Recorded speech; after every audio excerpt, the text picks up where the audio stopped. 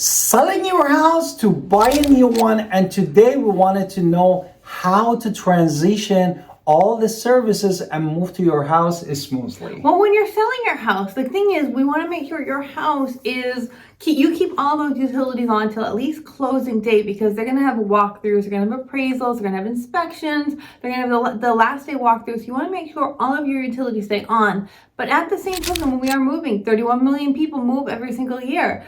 We need to have a plan in place to transition all of these things so you are not without the necessities: electricity, gas, water, internet, or maybe it's something else like your 1099s that you get paid monthly and then you have to change your address.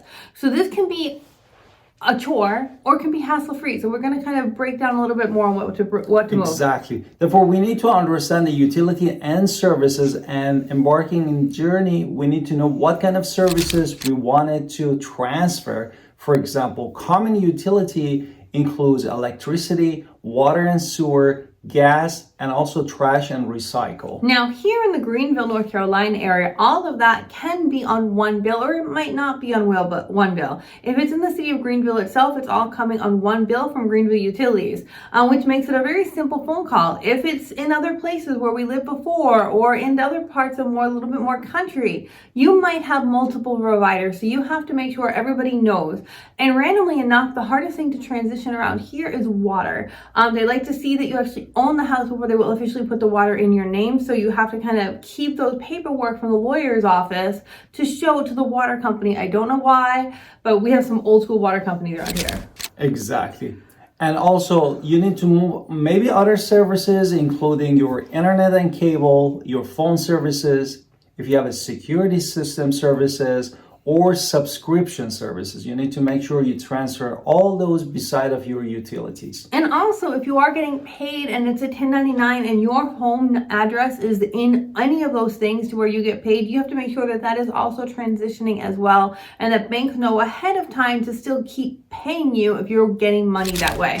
So steps to doing this, of course, is we're gonna do the steps after we do our introductions. Let's hit it. Hi, it's Victoria. Welcome to our channel and podcast. And if this is your first time in our podcast and YouTube channel, make sure you subscribe and get notified. Also, you call text all the time, 252-327-3357. We love talking to you. Don't be shy. Also, grab our buyer's guide and seller's guide in the description below. The steps. Step one is we're going to make sure we have a list. We've created our own list of everything. Like, you have a list of our moving. We're going to have a list of all of our utilities, all our services, all our potential 1099. So you have a list of everything that has that address that you have. So when you're selling to buy a new one, you have the old, you have the new, and you have a list of what you need to do. Exactly. This and the steps two, you need to notify your current providers. Is really, they recommend when your days in lock, your moving date is locked, you ahead of a time, at least couple weeks to a month, call them and tell them that you are moving out from the place that you are currently living, and you wanted to make sure that they stop the services in a certain day. And this way you are protecting yourself from extra cost and things that may come later. The third thing we're going to do is research all those providers. Yes, as real estate agents, we're going to give you a list of who the providers are in that house right now. Maybe you don't have a choice on water or electricity, but you definitely have choices when it comes to internet or any of your other services. So really try to find out from neighbors and friends and area who has the best reviews, who you want to look at, and kind of start getting numbers together and understanding your contract. Exactly.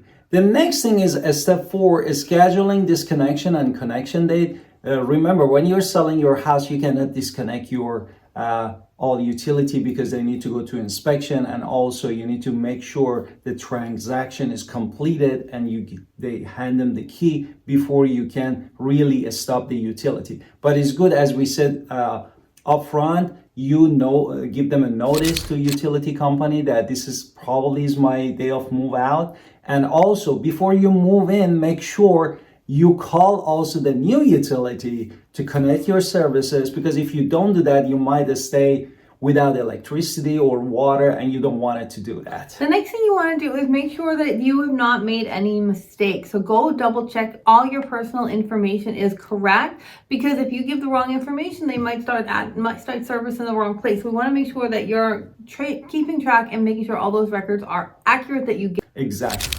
The next thing is keeping the records. What is that? Keeping the And that records means on? know who you paid deposits Exactly. to, know who you pay terminations to, know in case you have to make any disputes, which hopefully you don't do, have to make sure you keep track. So I'm a big tracker. Make sure you have a list of your providers, like we told you at the beginning, what their contact information is, the dates that you have, your reference numbers, anything you paid because to disconnect this service, because you need to know all of that, because also you definitely need to know who to work with. Now, after all of this thing that you did, now you need to checking the services upon arrival at your new home. And that's why you need to make sure that you test your utility, make sure all the basically utility is functional as soon as you or after you moved in. Right And away.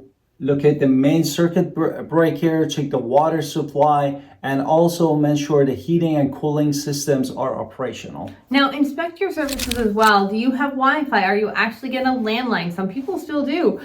Cable, satellite providers are all working. If they're not, we need to start getting those providers and their service providers to come immediately. So the first thing you do is check it and don't let them leave until it's been checked.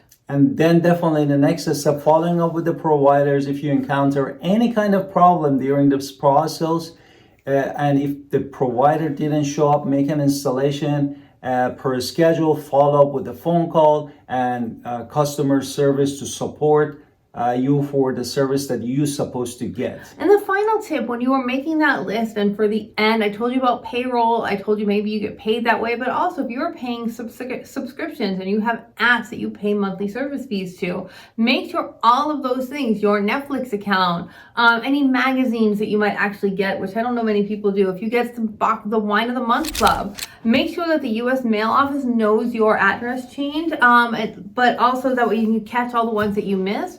But also make sure that you have included all those subscriptions in that move list. Exactly. I hope all these checklists that we provided for your smooth trend, basically moving from one house to another house, was useful. We're going to put a quick link in the description so you can have a PDF if you want it. Exactly. And then don't forget to call us for your real estate needs to Alan Victoria Pina, real estate agent in North Carolina, specifically Pitt County, North Carolina. We love to help you. And also watch all of our videos and playlists and subscribe in our channel, and see you next time.